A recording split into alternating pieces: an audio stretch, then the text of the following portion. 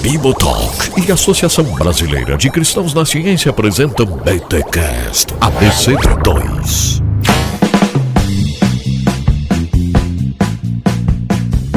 Muito bem. Começa mais um BTcast ABC2, o de número 52. Eu sou o Rodrigo Bibo e vou apresentar para vocês um papo muito legal que eu tive com um antigo professor da faculdade. Vocês vão conhecer um cara sensacional que eu imagino que muitos de vocês não conhecem, porque ele é um professor de um seminário local sem uso de redes sociais, mas ele é autor de livros. Às vezes, se você curte o tema da bioética, pode já ter esbarrado em um de seus livros ou artigos. Meus amigos e minhas amigas, vocês vão ouvir aí o bate-papo com o professor Euler, e eu apresento os meus demais amigos que estão comigo também nessa conversa. Mas antes, é claro, vamos para os recados laboratoriais com a Ana. Gente, sério, você fica pulando o recado da ABC2 aí e é uma pessoa inteligente, pode estar perdendo dinheiro, tá? Porque a ABC2 está com umas iniciativas aí bem legal que pode lhe dar uma graninha e tornar popular aquilo que você tem pesquisado aí. Então ouve sempre aí os recados laboratoriais com a Ana, porque a ABC2 tá imparável.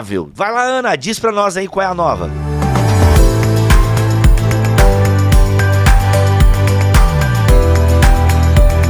Ei, Bibo! Ei, todo mundo! Que bom vocês aqui com a gente. O Radar ABC2 continua em busca de autores brasileiros que relacionam a fé cristã e a ciência. Você que acompanha o nosso trabalho sabe que a primeira chamada para manuscrito já está aberta. Você que sonha em lançar um livro, a hora é agora. Inscreva-se e apresente um projeto com a sinopse e linhas gerais dos capítulos do livro. Você pode submeter seu manuscrito até o dia 31 de maio. Mas atenção, só serão avaliados os projetos que estiverem dentro das normas que estão especificadas lá no edital dessa chamada. E por fim, a revista Unos Mundos, feita para você que é apaixonado pelo conhecimento, leitura, informação e quer explorar temas que abordam as áreas de interação entre os mundos da ciência, da filosofia e da teologia cristã. Conheça a revista digital Unos Mundos. Acesse agora mesmo o site e conheça os artigos, ensaios, entrevistas, os colunistas e seus temas e tudo que esta revista lhe oferece. A cada semana um conteúdo novo. Para receber a newsletter semanal e não perder nenhuma novidade, visite esse site e cadastre-se. Aproveitem, apreciem, discutam e divulguem a Unos Mundos. No dia 18 de abril, na semana que vem, serão abertas novas chamadas para ensaio e resenha, que ficarão abertas até o dia 30 de junho para submissão de textos. Todos os detalhes das chamadas do Radar ABC2 você encontra no site ou no Instagram da Academia ABC2. Para essas novas chamadas, a resenha é do livro Discutindo a Criação do autor Mark Harris. Gente, esse livro está à venda com preço promocional na loja ABC2. Adquira já o seu. Agora, o ensaio, ele deve abordar um dos dois eixos temáticos: florescimento humano nas perspectivas religiosas e científicas, ou relação religião e ciência nas perspectivas históricas e filosóficas. Participe! Não perca a oportunidade de ser premiado, conhecido e reconhecido pelo seu trabalho.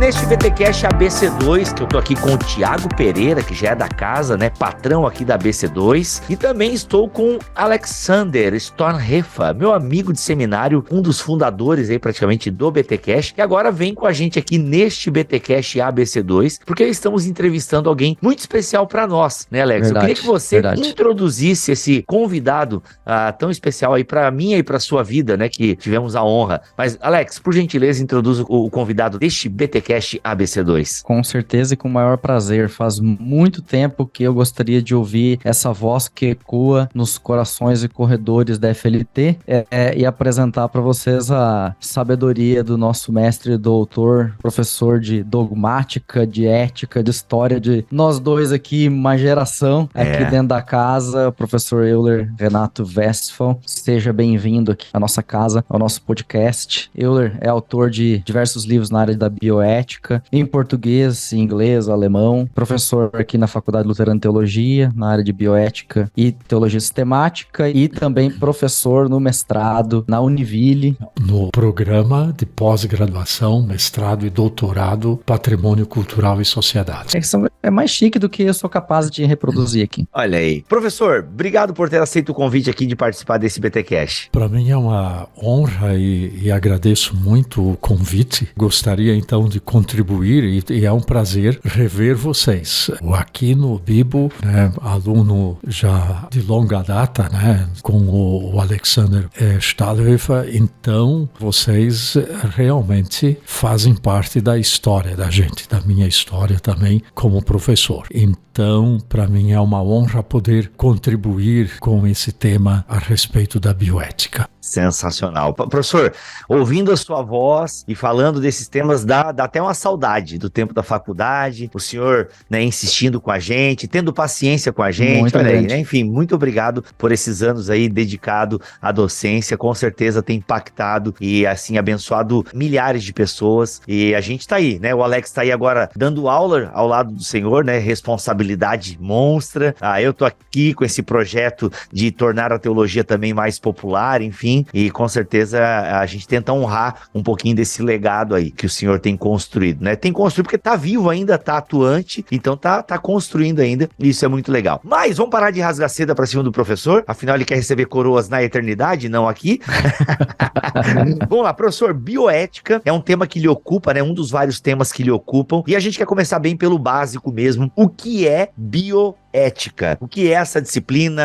Ela pertence a qual área? O que é bioética? Muito bem, bioética é um neologismo, não é? Então, obviamente, bios, né, de biologia, biovida, né, no grego, ética tem a ver com ethos, que é um conjunto de condutas, de valores, de procedimentos e decisões, enfim, ligados à vida. Então, a questão da bioética, ela já começa há muito tempo. Nós temos no âmbito, digamos, da teologia, já no início do século XX, com o pastor Jahr, alemão, que já se preocupava muito com a questão da sobrevivência do planeta. Ele via as revoluções industriais estavam exercendo um poder devastador sobre a natureza. Havia menos rios secando, as matas desaparecendo, e assim houve uma preocupação muito grande a questão da vida. Então, o que acontecia nesse processo? A ligação entre a questão da redenção e da criação. Dentro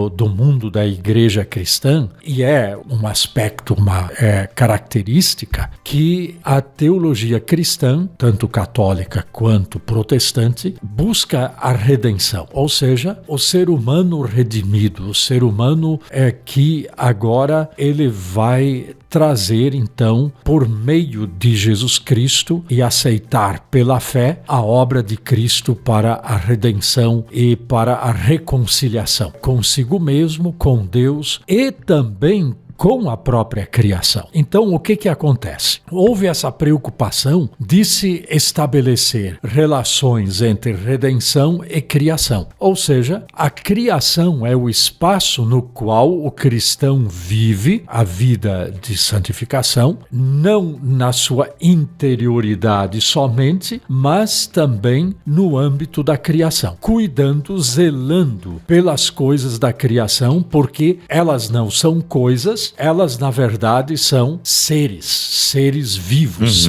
elas têm o nefesh de Deus, ou seja, têm o sopro de vida de Deus. E nesse contexto houve essa preocupação já, e depois, durante o século XX, nós temos Albert Schweitzer, que vai trazer a dimensão do temor a todas as formas de vida. Agora, em relação à bioética, ao conceito, ele vem com John Van Rensselaer-Potter, que foi um pesquisador americano, nasceu em 1911, morreu em 2001. Ele foi um dos mais importantes cientistas oncológicos do século XX e, em seu tempo, Potter criticou a compartimentalização do saber técnico desconectado da sabedoria, da prudência e do bom senso. Aonde ele vê isto como pesquisador oncológico? Que havia um nexo causal entre a Revolução Verde, o uso de herbicidas, o uso de inseticidas e de todos estes venenos devastadores usados especialmente na lavoura, na produção de alimentos, e as pessoas vão ingerir isto, e especialmente crianças. Onde ele percebe, ali na década de 1960, mais ou menos, já 1950, mas principalmente 1960, que houve um aumento significativo de casos oncológicos em crianças. E aí ele ele percebe essa relação entre a Revolução Verde e os casos oncológicos. E ele vai pesquisar isso. Aí ele vai dizer: o que acontece é que nós temos um conhecimento devastador que ele chama de conhecimento perigoso. Um conhecimento perigoso, esse conhecimento traz benefícios, pelo menos aparentemente maravilhosos, promete erradicar a fome no mundo, mas este conhecimento perigoso ele vai trazer consequências devastadoras. E aí ele publica o livro Bioethics, The Bridge to the Future. Bioética, a ponte para o futuro. Esse livro foi publicado em 1971, fez escola nos Estados Unidos e aí se tornou um movimento no mundo todo, mas já havia esses núcleos no mundo todo, por exemplo, na Alemanha com Pastor Jahr, houve o Albert Schweitzer. No Brasil também havia movimentos de preservação da natureza, da criação, também movimentos ligados à Igreja Luterana, já no século XX, no início do século XX. Ali tinha um pastor em Ibirama, o pastor Aldinger, que era, além de ser um pastor luterano, ele também era um botânico. E ele produzia plantas tropicais, subtropicais, e muitos pesquisadores da Europa vinham para Ibirama para ter acesso às fontes terapêuticas, às fontes da farmacologia de então. Então, aí a gente vê que esse movimento, ele surge em especial com o Rensselaer-Potter, que é a questão da sobrevivência da humanidade. Ou seja, a bioética é uma ponte para o futuro, porque se nós continuarmos explorando e continuarmos agindo de forma predatória sobre a criação, que não é natureza, isso é a grande diferença, não é? Que com o racionalismo se tira a dimensão da criação e coloca-se natureza. Criação é uma dimensão teológica, criação porque Deus é que criou, e a criação toda é dádiva e ela tem dignidade em si mesma, e se for natureza não tem mais dignidade, ela é apenas res extensa, que está submissa a res cogitans, que é ao pensamento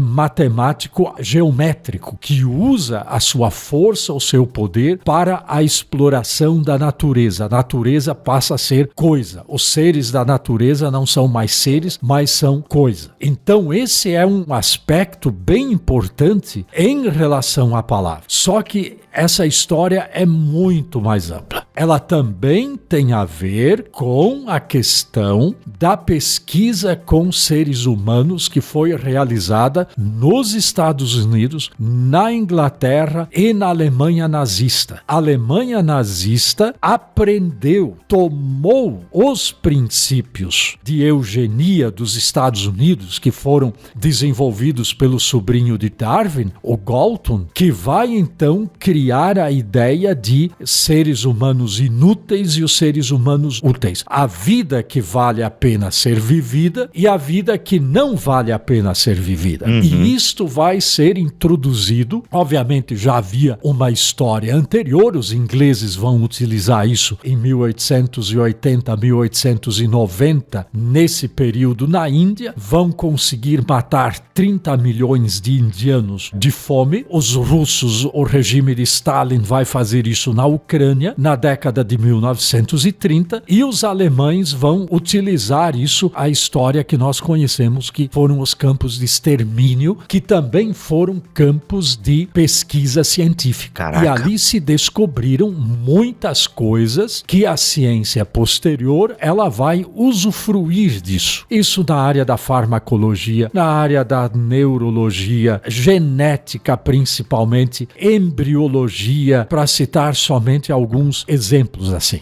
Tá, professor, se eu entendi, desculpa só interromper, Pois se não. eu entendi, o campo da bioética, ele é um campo muito vasto porque tudo que envolve vida, né? Então, ou seja, a sobrevivência da vida. Então, a princípio, o termo bioética, ele tem essa proposta mais ampla, mais lata, né? Ou seja, é o que diz respeito à ponte para a vida, a sobrevivência da vida. Isso envolve o ser humano, criado à imagem e semelhança de Deus, e envolve também a natureza, a nossa irmã natureza, como dizia Francis Schaeffer. Então, ela tem esse escopo maior, assim, bioética envolve, então, esse cuidado, a maneira de viver e que protege a humanidade e protege a criação de forma ampla. Só que ela ganha, então, nas décadas anteriores, ela ganha, então, uma conotação muito mais ligado à vida humana e às experiências ligadas à vida humana. É mais ou menos esse movimento? Ela é um termo amplo, mas que nos últimos tempos ganhou mais essa conotação de, né, a questão da eugenia e modificar embriões e esse tipo de coisa toda que envolve aí fazendo testes com o próprio ser humano, né? Como o senhor acabou de falar. É esse movimento? É, exatamente. Quer dizer, o conceito bioética, ele vem do Van Rensselaer-Potter. Isso.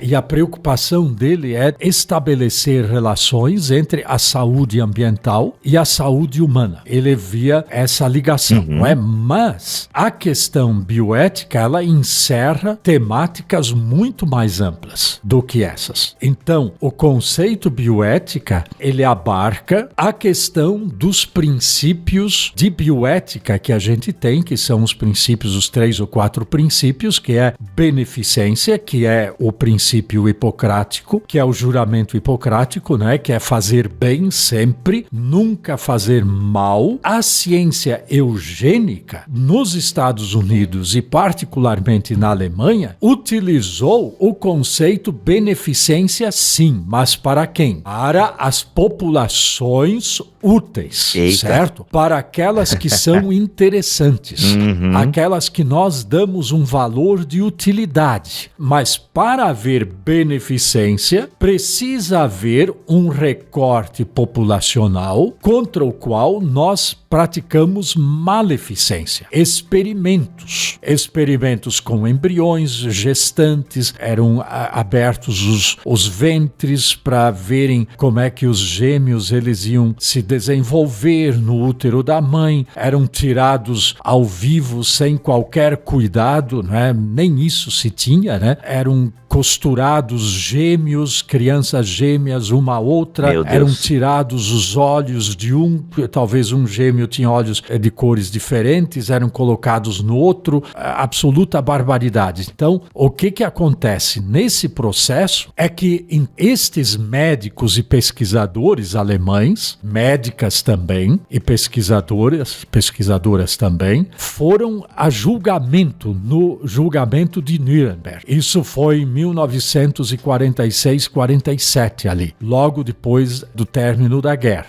Nuremberg estava completamente bombardeada e aí só tinha ainda o Palácio de Justiça que ficou. Isso, famoso. Redesenharam e tal para receber todos os acusados e também os componentes do tribunal do júri, e naquela ocasião houve, obviamente, o julgamento dos criminosos, do governo nazista e etc., mas houve um julgamento específico para os médicos por crime de guerra, não é? Porque muitos desses médicos, eles fizeram essas atrocidades. Com quem? Com a população desinteressante, ou a população inútil, ou a população que não vale a pena viver, que eram nomeadamente ciganos, homossexuais, pessoas com algum tipo de características que não entrava no formato estético do regime nazista, e fizeram pesquisa com eles. Obviamente, a maior parte dessa população veio a óbito. Mas houve também aqueles que sobreviveram, e eles carregavam as marcas dessas pesquisas nos seus corpos. E eles foram... Ô, professor, Sim. Desculpa te cortar de novo. Sim, à vontade. Eu corto, tá, professor? Desculpa. É que na sua aula eu não interrompia, mas aqui eu dou uma interrompida. É que eu lembrei que o senhor passou um filme muito triste pra nós, num desses seminários de bioética. Tu lembra, Alex? Eu acho que era de uma parteira, não era de uma mulher que escondia as mulheres grávidas. Sim, Mano, sim. Um filme triste pra caramba. Eu não lembro mais Não passa do mais filme, isso pros porque alunos, na Euler. época era VHS. Era alguma coisa assim. E essas coisas sumiram, né? Mas se eu lembro bem o escopo do filme, era uma médica judia que estava no campo de concentração, e quando as mulheres, muitas delas vinham grávidas, só que o problema é que quando os nazistas descobriam que elas estavam grávidas, elas eram levadas para a pesquisa e eram feitas essas atrocidades com elas, e elas iam a óbito, elas eram assassinadas. Uhum. Então, o que essa médica fez? Ela fez aborto Isso, dentro do campo de cara. concentração, e depois, quando ela foge para os Estados Unidos, alguém a reconhece nos Estados Unidos como aquela médica que fazia aborto. Mas por que ela fazia isso? Porque ela dizia, se eu não fizer isto, essas mulheres que são jovens, elas serão assassinadas. Se eu fizer o aborto, elas terão chance de sobreviver e um dia engravidar e terem os seus filhos, não é? E não serem assassinadas. Porque se estar grávida naquele momento, naquele campo de extermínio, naquela situação, significava realmente o atestado de assassinato, entende? Então, isso ali, nós discutimos isso como aquelas situações limítrofes realmente, não é? Está em jogo vida e vida, certo? Onde escapa o fazer o certo ou fazer o errado, certo, correto, incorreto, escapam, vamos chamar assim, dos critérios normais. E em situações de exceção, certo? Em situações de exceção, se usa, então, da questão do mal menor, que é o Bonhoeffer, Exato. que utilizava o conceito de mal menor. Obviamente que o conceito de mal menor também pode ser banalizado, pode ser utilizado e mal empregado para uma série de coisas, mas para situações limítrofes, onde não há escolha, não é? Entre o bem e o mal, onde tudo é mal e não há bem, não é? A pergunta é realmente pelo mal menor. Então essa foi a discussão em relação a essa médica. Se não me engano, houve processo, ela quase foi presa, se não me engano, isso eu não lembro, mas eu tenho a impressão que ela no final foi absolvida.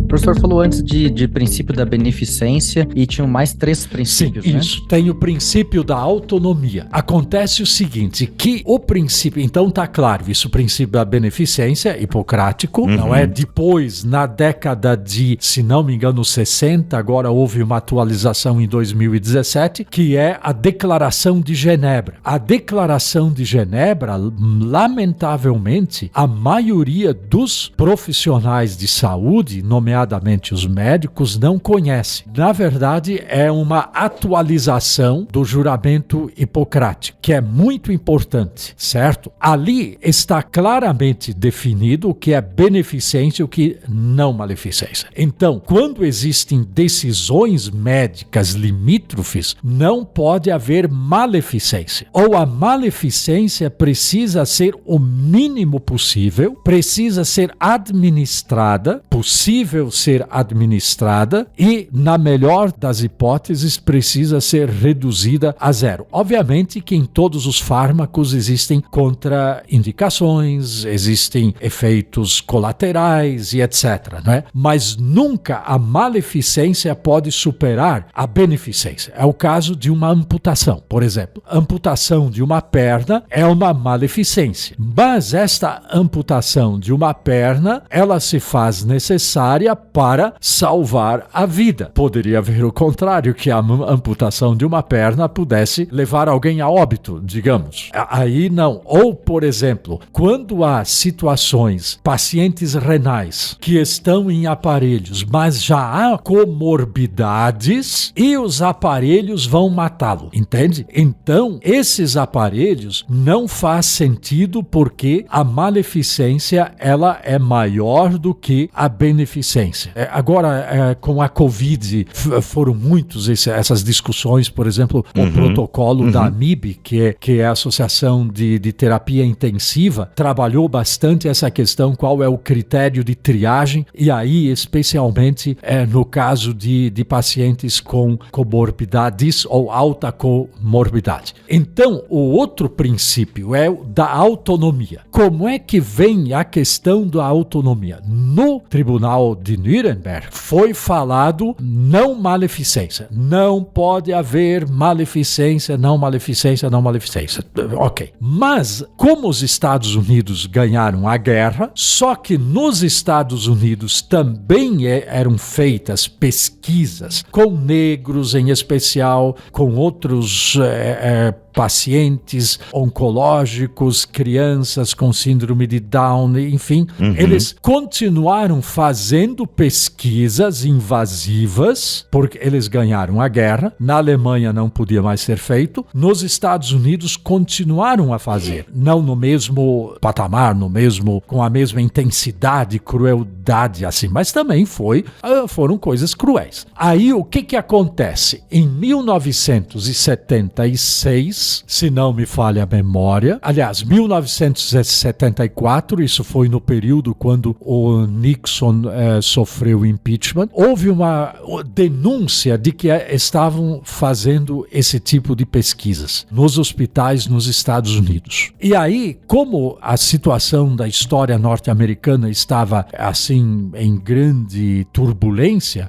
isso ficou um pouco esquecido também. Só que a CPI foi adiante, conseguiu avançar e eles constataram pesquisas maleficentes com pessoas que não sabiam que estavam sendo feitas pesquisas, testados fármacos, feito procedimentos médicos para pesquisa, não sabiam. Ou seja, a autonomia destes pacientes tinha sido ferida. Por essa razão, eles vão elaborar um documento, que é o documento de Belmonte, e ali eles vão afirmar, então, a autonomia. Só cuidado, não é uma autonomia como a de Kant. Também tem elementos kantianos nisso ali. Qual seja essa autonomia? É assim, o paciente precisa estar absolutamente informado de tudo, ele precisa entender das coisas que ele é informado, ele precisa estar livre, não pode haver pressão, não pode haver manipulação, não pode haver nada que o induza induza a fazer pesquisa. E livre e esclarecido. Isto é autonomia em bioética. Não é só liberdade para decidir, entende?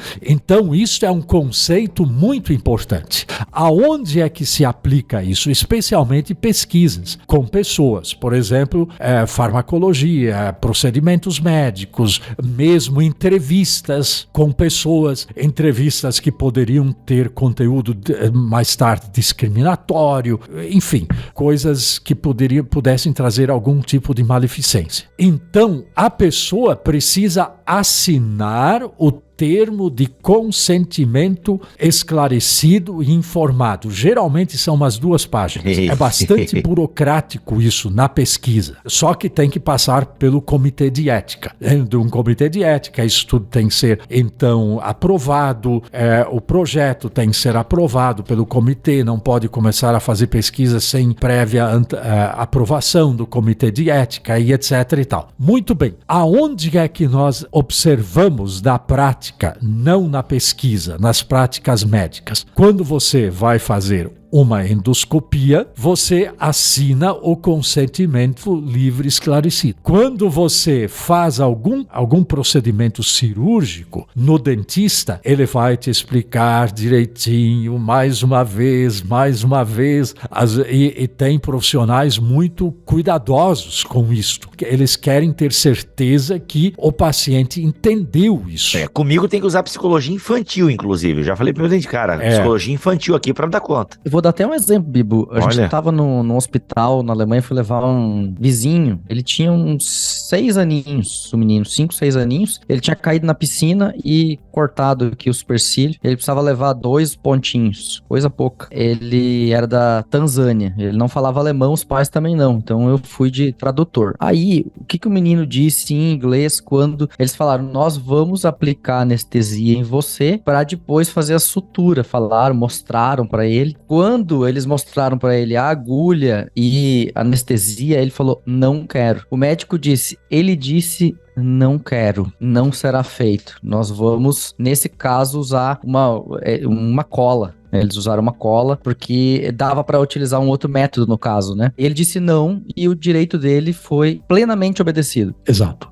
Eu acho muito interessante, na verdade é quase assustador, né? Pensar que comitês de ética, como nós estamos acostumados hoje, são uma realidade muito recente, né? Exato. Nas últimas 5 décadas, 50 anos que nós contamos com comitês de ética em desenvolvimento, né? E aí a gente entende também que comitês de ética são estruturas em desenvolvimento, né? Em aperfeiçoamento, buscando sempre, cumprindo esses princípios, melhorar a forma de lhe tratar com o ser humano, com o paciente ou com aquele que vai ser submetido, né, a alguma prática. E é muito interessante ver como que isso hoje é quase onipresente. Muita gente ignora que isso de fato é necessário, né? E foi algo colocado justamente porque tivemos vários exemplos no passado que mostraram como que as pesquisas médicas, como que situações enfrentadas, né, pela humanidade foram levando a isso. Então eu acho muito interessante a gente ver hoje, né, diversos dilemas éticos relacionados aí a desenvolvimento de remédios, de cosméticos também, né, de vacinas, enfim. E a gente às vezes vê tudo isso, não consegue olhar para todo o aparato histórico que trouxe isso até aqui, né, e como que isso exige um esforço profundamente interdisciplinar, né, porque você vai envolver as ciências médicas, vai envolver as ciências biológicas, vai envolver as ciências jurídicas, porque elas que vão dar todo o subsídio para que esses organismos se coloquem, né, em prática e tenham subsídios jurídicos para isso, e envolve questões das ciências tecnológicas, né, de toda a tecnologia que vai sendo desenvolvida e que coloca esses desafios. Então surge uma nova tecnologia na área das ciências médicas, farmacológicas, por exemplo, a gente tem que lidar com essa nova tecnologia, desenvolver uma nova forma de lidar com esse desafio, né, algo que não existia 10 anos atrás. A gente tem que incrementar ali um artigo no nosso acordo, né, no documento para poder ser tratado, né. Então essa abordagem histórica de fato é algo que a gente precisa ter no horizonte sempre, né, para entender de onde vêm essas coisas. Exatamente, isso é importante porque o paciente, ele é soberano. Isso acontece, por exemplo, em caso de movimentos religiosos que não aceitam a transfusão de sangue, por exemplo, não é? Ou alguém outro, por alguma outra razão, ele não vai aceitar. É um pouco o dilema na época da pandemia, onde muitos também reivindicaram negaram o direito à autonomia, não aceitaram a vacina, não é? Só que aí também tem limites da autonomia. Em outros aspectos também há limites. Desculpa, professor. Sim. Professor, aí foram presos, tomaram vacina na cadeia. Aconteceu com uma galera aí. Desculpa, volta a falar sério, professor. Sim.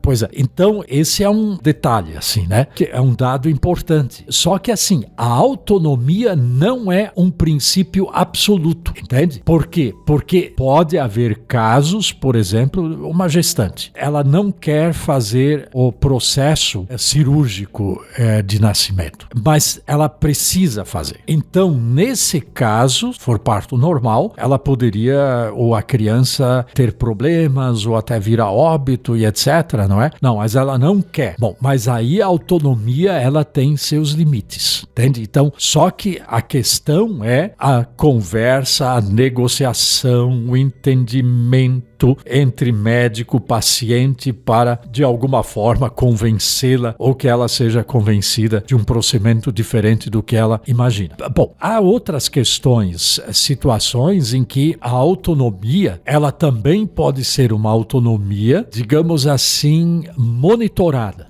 Digamos que a pessoa não tenha mais condições de tomar decisões e aí uma outra pessoa, ou geralmente o familiar mais próximo, vai tomar decisões por ela, quando ela não puder mais tomar decisões. Então, tem esses aspectos em relação à autonomia. É um assunto muito, muito amplo e muitas vezes de conflito realmente, não é? Por isso existem os conflitos. E aí, Tiago, vem os comitês de ética em hospitais, que vão ajudar na tomada de decisões, certo? Por quê? Porque realmente os comitês de ética em hospitais, em muitos deles já vem há mais tempo. Mas os comitês de ética em pesquisa mesmo, eles estão amparados legalmente ou começaram a se estruturar a partir de 1996, com a resolução 196/96, que vai então colocar nessa resolução 196 as diretrizes e os critérios e os conceitos para a pesquisa com seres humanos. Então, realmente é algo... Ou seja, muito mais recente que eu os pensava. comitês de ética, sim. Há exceções, possivelmente, certo? Mas, assim, como um movimento maior, 1996. Muito bem. Aí existe o outro princípio, que é da justiça. Esse é bastante complexo, polêmico, porque justiça, no sentido, digamos, utilitário ou do contrato social, justo é quando você paga por alguma coisa, você recebe. Ou seja, não receber por algo que pago é injusto. Ou também, se eu não paguei e recebo algo pelo qual eu não paguei, também é injusto. Entende? É o contrato social. A grande questão é que, nesse conceito de justiça, o pano de fundo disso é o mérito, é a meritocracia. Olha. Principalmente essa ideia está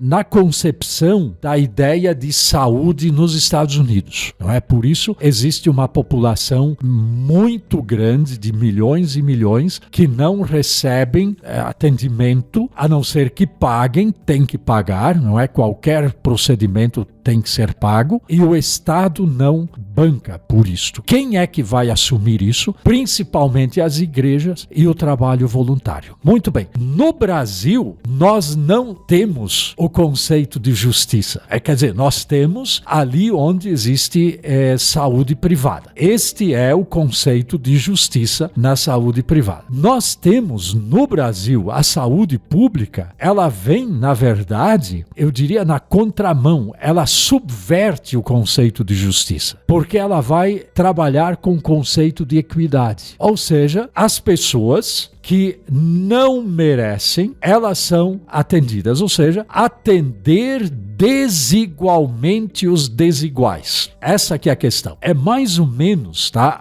A ideia, você tem um muro e ali tem pessoas de 1,90 m, pessoas de 1,80 m, tem os de 1,60 m. Os de 1,90 m vão conseguir enxergar. Os de 80 também vão conseguir enxergar. Mas de 1,60 m não. Eles precisam o quê? De uma escada para conseguir enxergar do outro lado. É mais ou menos essa analogia, não é? Que é o SUS, certo? Ou seja, todos pagam de uma ou de outra forma, mas todos pagam e se paga muita coisa para o SUS, para que os que não pagam e que não podem pagar também tenham acesso. Por essa razão, pessoas absolutamente desprovidas de qualquer recurso, mendigos, andarilhos, eles precisam do atendimento público, eles têm acesso, tanto quanto aquele que paga. E se ele tem prioridade, ele tem urgência, ele vai ter urgência, vai ser colocado na fila de atendimento antes daquele que pagou. Tem melhores condições até. Então esse é o conceito da universalização e é o conceito da equidade, o Sistema Único de Saúde. Se vier um estrangeiro para cá e lamentavelmente ele sai do carro, torce o pé, quebra o pé, ele pode ir para o SUS sem nunca ter pagado. Então esse é um sistema que trabalha com a equidade. Só que o conceito justiça, isto foi na Declaração de Helsinki, se não me falha a memória, já na década de 60 e depois ele vai ser atualizado, o conceito de justiça era que os benefícios da pesquisa científica estariam à disposição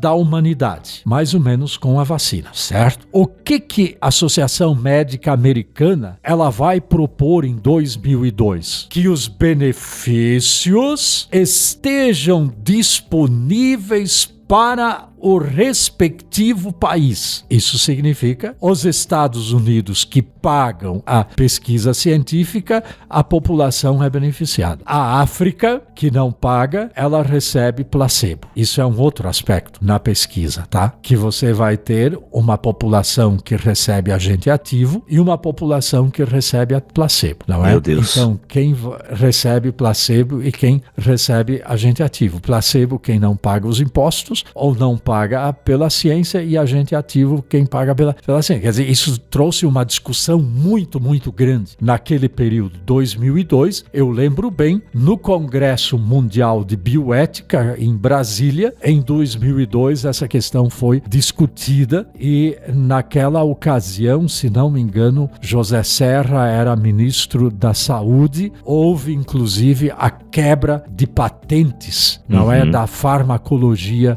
que trata a AIDS. E o Brasil quebrou patentes por essa razão, porque entende isso não como justiça, não como propriedade privada, mas como bem público.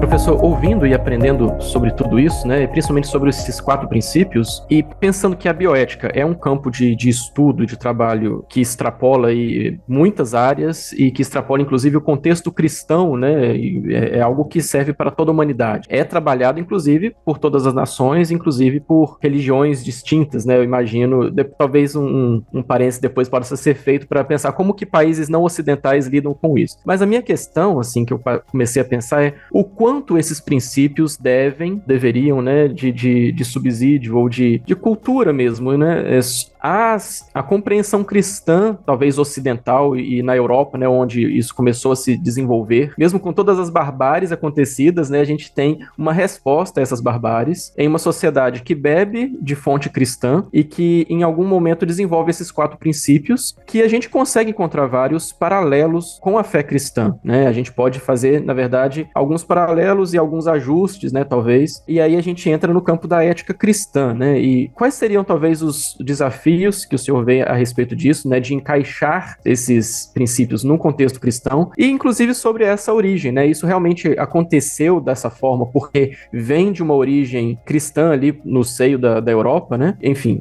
são muitas perguntas, mas depois a gente pensar em outras religiões também. Tem aspectos que são de inspiração cristã. Mesmo Hans Eller Potter, ele vai trabalhar a questão da prudência no pensamento da bioética a partir de Teilhard de Chardin. Além de Teilhard de Chardin, ele toma Albert Schweitzer, que Albert Schweitzer recebe o Prêmio Nobel da Paz, inclusive, por causa da sua atuação junto aos mais miseráveis no coração da África. Ele abandona, inclusive, a sua cátedra de Novo Testamento na Universidade de Tübingen, se não me falha a memória. Ele era o mais influente intérprete de Johann Sebastian Bach. Ele mesmo construiu um órgão que está eu não lembro se é uma outra igreja ou se é a Catedral de Estrasburgo. Ele era genial mesmo. E ele abandona tudo, todos o glamour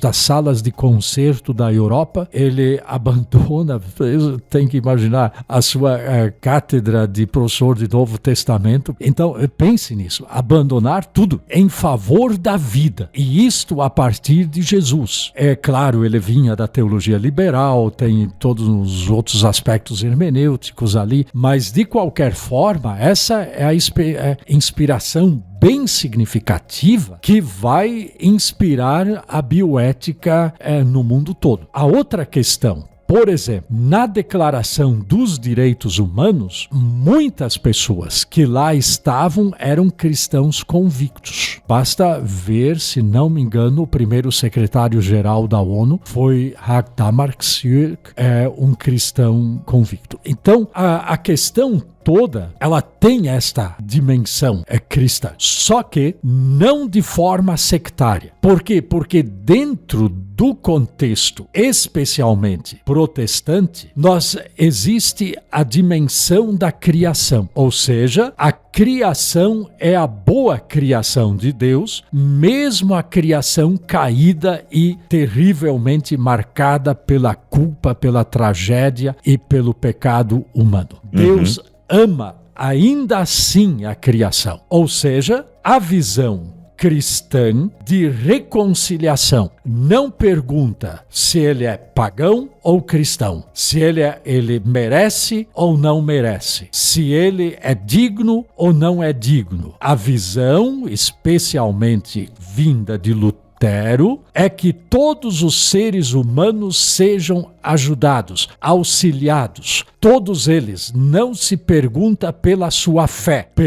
Se pergunta é que ele é o meu próximo. A parábola do bom samaritano, por exemplo, né? Ele é o meu próximo. Mesmo aquele que é considerado indigno, aquele que é considerado inimigo, ele é o meu próximo. Então, essa visão, ela é importante. Por quê? Porque não se classifica, não se pode classificar as pessoas que merecem ou não merecem. Desde que são imagem de Deus e todos os seres humanos são imagem de Deus, por serem imagem de Deus, mesmo o estuprador, só que aí vem o nosso conceito moral, né, e moralista. Mas isso ali, imagina, o médico vai atender, não é?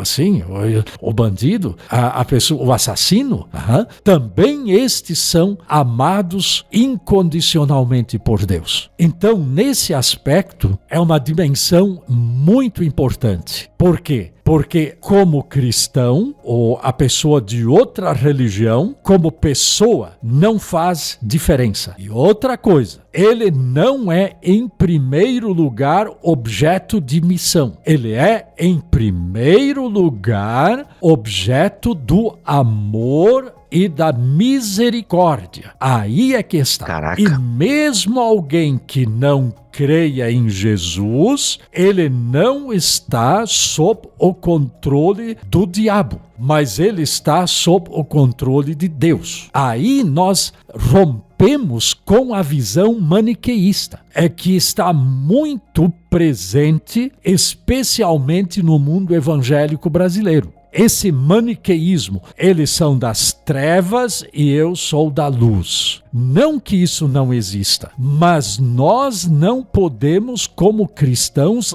antecipar o juízo de Deus e assumir o juízo que é só de Deus. Que este juízo é um juízo escatológico e não a antecipação do escato no tempo, por meio das nossas falas de juízo e de condenação. Por essa razão também, falando em bioética, a Cicely Saunders, uma enfermeira, depois estudou medicina na Inglaterra, ela vai começar com os cuidados paliativos, não é? Com essa visão, com essa perspectiva de ajudar as pessoas a morrerem com saúde e a morrerem bem, isso de dentro do conceito da narrativa, do relato do bom samaritano e também do filho pródigo. As duas dimensões, elas aparecem muito bem aqui. O filho pródigo é aquele que realmente não mereceu mesmo, entende? Mas ele é abraçado. E aí o bom samaritano, que quem cuida lá é aquele que a gente nunca imaginou que fosse, né? Todo esse relato também do anonimato, né? O anônimo, aquele que caiu nas mãos dos ladrões, né? O anônimo, né?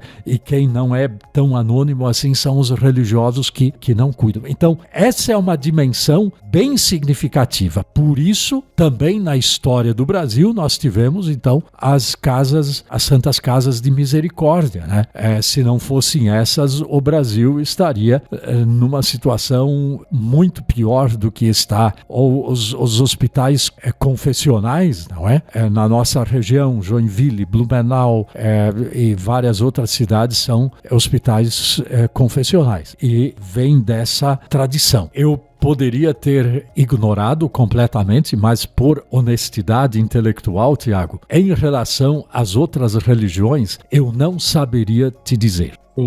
Eu fiquei pensando... Porque assim, a questão dos direitos humanos, ela é importante, tem esse pano de fundo cristão, mas ele é para todos os povos, ou seja, aquilo que nos identifica como humanidade. Sim. Então tem muitas coisas, e isso ali a gente fala na tradição luterana, a revelação especial de Deus em Jesus Cristo, mas a revelação geral, que é a revelação natural, ou a graça mantenedora de Deus é na criação em meio aos povos. Então nós temos pontos de contato. O Emil Brunner, teólogo suíço muito importante, ele insistia bastante nisso, que existem pontos de contato, elementos convergentes, teológicos também, entre todos os povos, entre toda a humanidade, e aqui são aspectos que convergem eu diria assim, numa ética mundial, numa bioética global, que é o quê? A beneficência, a não maleficência, isso diz respeito a todos os povos, a autonomia e a equidade, por que não? Só que temos que problematizar isso um pouco também. A bioética principialista, essa de princípios, ela não aceita sempre do mesmo modo em todos os lugares, porque há questionamentos, não há rejeição, certo? Mas há questionamentos. O que precisa ser dito é que isto são instrumentos didáticos, pedagógicos, instrumentos também intelectuais que nos ajudam, ou mapas, né? Mapas conceituais que nos ajudam a tomar decisões, mas elas não podem ter, digamos assim, a função de serem princípios absolutos nesse sentido, né? Mas eles, de alguma forma, todos eles convergem para aquilo que é comum de toda a humanidade, que existe sim em toda a humanidade uma saudade de Deus, existe em toda a humanidade uma perspectiva de Deus, existe em toda a humanidade uma visão de dignidade humana. Essas dimensões, elas convergem e por isto determinadas decisões, mesmo com um pano de fundo cristão, eles se aplicam muito bem para todos os povos, ou quase todos os povos.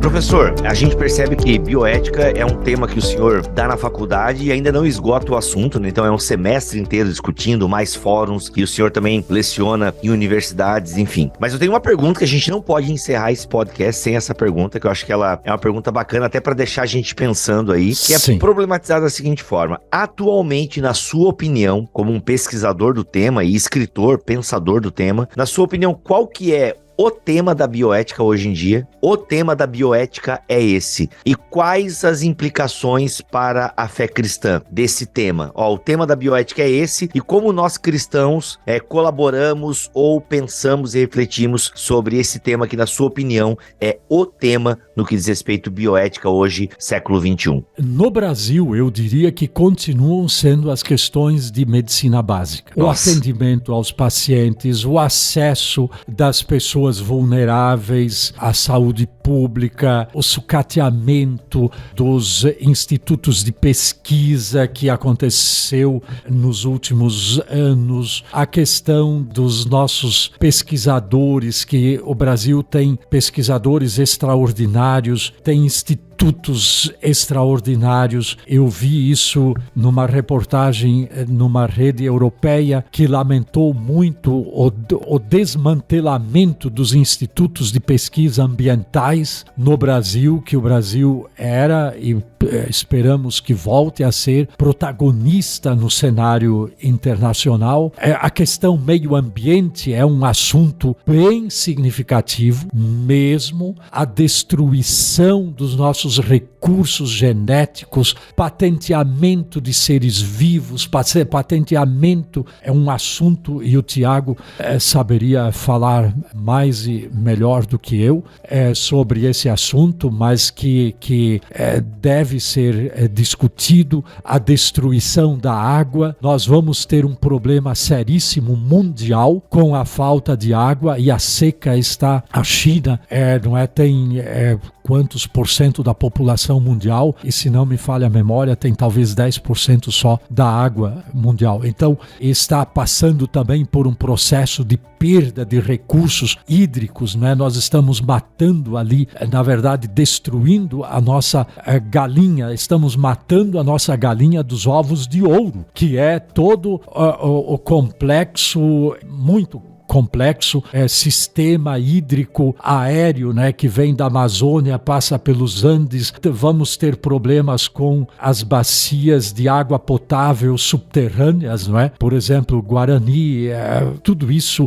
E isso são assuntos que, lamentavelmente, eles não têm apelo popular. Nós vivemos assim como se estivéssemos realmente, como se isso não acontecesse. Outras questões, né? A contaminação de chumbo e a contaminação de mercúrio na água, no solo freático, é um problema gigantesco. A gente pensou ali a catástrofe terrível do povo Yanomami, mas isso é a ponta do iceberg. O problema é muito mais, agora não é mais noticiado, e a ideia é que isso não exista mais, quer dizer, como se nós resolvemos, mas nós não resolvemos isso, e o problema ainda continua e se alastra. A outra questão na saúde pública é naturalmente os recursos, mas não pela falta de recursos, mas há estudos da USP em que a má gestão, a irresponsabilidade com com os recursos e a corrupção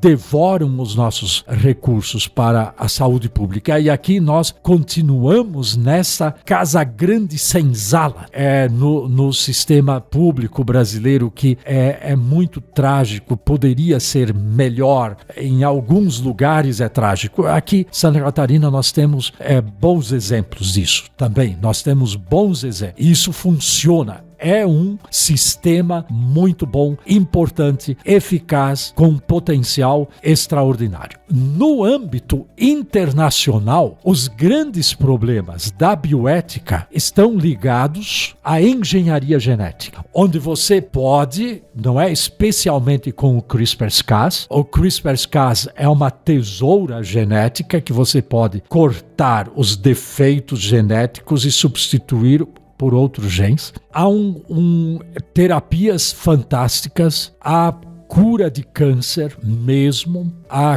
curas realmente que estão acontecendo, porque o CRISPR-Cas, ele começa ali em 2012, mais ou menos, a se desenvolver. 2020, as duas cientista americana e a francesa está ligada ao Max Planck Institute, na Alemanha, vão receber o prêmio Nobel pelo CRISPR-Cas. O que acontece? Você pode fazer coisas extraordinárias, curativas, mas ao mesmo tempo você pode criar quimeras, como, por exemplo, colocar cérebro humano, né, ou enfim, eu estou dizendo agora de forma muito genérica, né, mas células de cérebro humano em animais. Você pode tudo. Os chineses, eles vão produzir duas gêmeas com vacina de HIV pelo CRISPR-Cas. Eles vão também fazer, que é o enhancement genético, né, que é o enhancement e com capacidades extraordinárias intelectuais. Então existe o projeto, especialmente pelo Nick Bostrom, Savulescu, são grandes cientistas e filósofos da ciência, especialmente os países escandinavos, a Grã-Bretanha, que propõem então esse enhancement genético, esse melhoramento genético do ser humano, e também é um melhoramento genético anti-aging, ou seja, para que nós possamos viver até 120 anos. Atrás disso, na verdade, existe uma escatologia cristã que foi agora desativada. Eu diria, foi feito um CRISPR-Cas com a genética da escatologia cristã. Se desativou aquilo ali, que está colocado muito para o futuro, e agora a gente colocou uma outra combinação genética para fazer com que essa escatologia ela seja mais presente, seja mais atual, que nós ainda possamos experimentar isto, que é então a ideia do transhumanismo. Então a ideia do transhumanismo, ele está muito, muito presente nos países europeus e nos Estados Unidos, Austrália e esses países de centro, como dizia na época o Fernando Henrique Cardoso, né? Os países de periferia e os países de centro, né? Os países do centro, eles é que dominam a tecnologia. Bom, nós também temos, sim, a bem da verdade, temos também, especialmente com o enhancement genético de plantas e de animais. Olha aí. Então, Embrapa, por exemplo, está muito ligada a isso, mas não humanos. Se houver, então é pouca coisa. Mas o grande cenário, digamos, do enhancement genético e do transhumanismo se encontra em solo europeu e americano, e nomeadamente a Grã-Bretanha. A Grã-Bretanha, a Suécia são países líderes nesse empreendimento. Obviamente a China também, mas a China, pelo que a gente sabe, não tem tantas preocupações em relação à questão da dignidade humana, em relação a tudo isso. Ainda, por exemplo, na Grã-Bretanha você tem bioeticistas, você tem alguns elementos ventos no cenário científico que estão chamando para a prudência, para uma ética da prudência. É o que entra mais ou menos no que eu pensei, assim, a respeito de como que povos diferentes com fundamentos cristãos ou não cristãos acabam lidando com a ética a partir de perspectivas totalmente diferentes. Sim. Né? Na Europa secularizada, a dimensão cristã também não faz mais muito efeito. Sim. É muito pelo contrário. Pelo que eu vejo, a dimensão cristã é antes um estorvo. Isso você vê na ética prática do Peter Singer, por exemplo. Peter Singer exige uma descristianização. Sim, é uma pena. Porque para ele, dignidade humana é fruto do cristianismo. Sim. E a partir do momento que a gente não tem mais a ideia de dignidade humana, a gente também pode fazer eutanásia, pode fazer infanticídio. Ele sem meias palavras, ele não fala, vamos fazer lá as crianças. Não.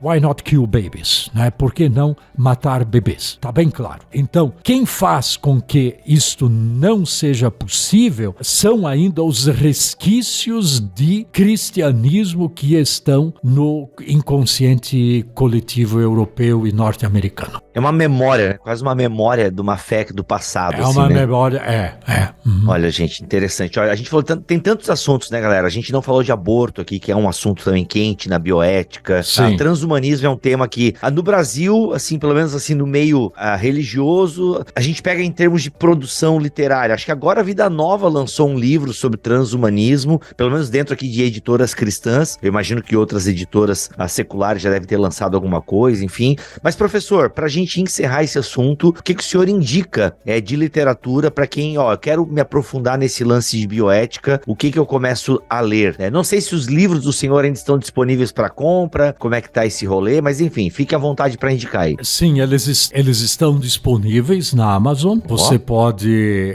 baixá-los, e preço bem acessível. Tem o Ciência e Bioética, que já está na 2ª edição, Brincando no Paraíso Perdido, e o 8º Dia na Era da Seleção Artificial, e Para Entender Bioética, que é um livro tipo Primeiros Passos, da editora Sinodal. Sim, uma coleçãozinha da Sinodal, né? Exatamente. Isso. E também podem entrar com meu nome, tem vários artigos publicados nos últimos anos, tá? Poderão verificar ali. Legal. Eu tenho percebido que não há muita publicação de livros sobre esse assunto, mas mais artigos online. Pelo seguinte, eu imagino que é porque as mudanças são tão rápidas que aquilo que a gente considerava como sendo dogma no âmbito da biologia, da medicina, hoje não é mais, não é? Se você pensa que o dogma é que eram as células tronco embrionárias, não é? Que eram pluripotentes. Com o Shinya Yamanaka, 2012, com o prêmio Nobel, não é? As adultas são tanto quanto, e aí você consegue, inclusive nas adultas, você consegue fazer o atraso do relógio biológico e transformá-las embrionárias. Só que a gente pensou, vamos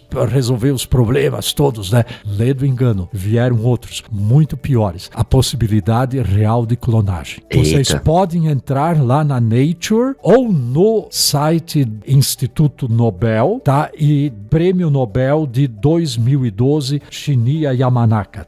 Tem legendado em português, que é uma breve apresentação dessa nova técnica. Então, eu digo para os alunos, vocês ainda estão aprendendo o que são as embrionárias, sim, mas não tudo isso, tá? Como se imaginou. As coisas mudaram de forma radical com CRISPR-Cas. Se você imagina, foi 2014, por ali, e 2020, 2016 ainda se falava que o CRISPR-Cas poderia trazer tumores, poderia ir. 2017, com a Nature, março de 2017, publica e diz, acabamos com a possibilidade de maleficências, não é? De crescimento de tumores ou coisas indesejáveis. Hoje não há mais nenhuma possibilidade de trazer danos secundários ou danos negativos a essas tecnologias novas. Então, eu só queria mostrar que quão rapidamente aquele artigo que era bacana ali, talvez há 4 anos, olha, a partir de semana que vem já não é mais, né? Meu Deus. Um parênteses rapidinho, né, sobre isso, já estão fazendo aí uma confusão por causa das agências internacionais de doping, porque já está sendo possível fazer um doping genético, né? Esse enhancement. Sim. E aí a agência não pega, né? Você não pega. Isso já aconteceu nas Olimpíadas de 2016. Sim. Que eles não sabiam. Não sabiam. Pois é. Os próprios especialistas não sabiam, imagina. Então é muito rápido mesmo, né? É muito rápido mesmo. Sim, seguinte, galera, você que tá pensando, nossa, mas ele falou o nome dos livros, eu nem lembro o nome dele. Fica calmo, querido ouvinte. O nome do professor certinho, Euler Westphal, vai estar escrito aqui na descrição deste podcast. Os livros que ele escreveu e os artigos, nós vamos colocar os links aqui pra você. Rapaz, aqui é Bibotalk, aqui é serviço completo. Isso. Você é nosso ouvinte Legal. aí, ó. Você tá recebendo algo maravilhoso que a ABC2, Associação Brasileira de Cristãos à Ciência, traz até você de forma gratuita aí, você ouvindo no seu YouTube, Spotify, Deezer, Amazon, Apple, apps de podcast. Tá aí, ó. Professor, tudo, né? Aliás, o Alex vai me passar o link depois, é claro, tô falando bonito aqui, mas o trabalho braçal vai ser do Alex mesmo. Então, aliás, começar agradecendo ao Alex, que fez o meio campo aí, preparou todo o cenário para que o professor Euler estivesse com a gente. Obrigado, Alex, tamo junto. 12 anos juntos, hein, pra ser mais claro, hein, Alex? Vamos adiante. É nóis, 12 anos. Professor Euler, muito obrigado pelo teu tempo, estouramos até um pouquinho aí aquilo que tínhamos combinado, a gente agradece demais o senhor compartilhar um pouquinho aí o que tem ocupado a sua mente e coração ao longo dessas décadas. Eu agradeço, muito obrigado por essa oportunidade e eu me coloco à disposição quando vocês acharem que eu poderia contribuir com vocês. Um forte abraço a todos os ouvintes, todas os ouvintes, enfim, eu espero que vocês, ouvintes, também possam ter tido algum tipo de conhecimento que eu pudesse agregar com o conhecimento de vocês. Muito obrigado. Obrigado, professor. Olha, já que deixou a porta aberta, aguarde meu WhatsApp. Aí eu quero falar daqueles temas mais assim, as situações limítrofes mesmo. Sim. Transhumanismo, aborto é um tema, né, no Brasil que é até bom a gente aproveitar esse período não eleitoral, né, pra gente, que daí dá pra gente discutir de forma mais humana, né, e não política. Sim. Que, aliás, é um tema político, mas vocês entenderam o que eu quis dizer. Tiagão, ABC2, estamos junto, produzindo muita coisa. Prazerão, prazer poder conversar com o professor Euler e prazer estar aqui com o Alex, com você também. E tamo junto e a gente tem muita coisa pra conversar nos próximos, então tem muita pauta aí pra gente montar. É isso, gente. Voltamos com o BTcast ABC2 no mês que vem, mas o BTcast, o seu podcast de Bíblia e Teologia, volta na próxima terça-feira. Fiquem todos na paz do Senhor Jesus.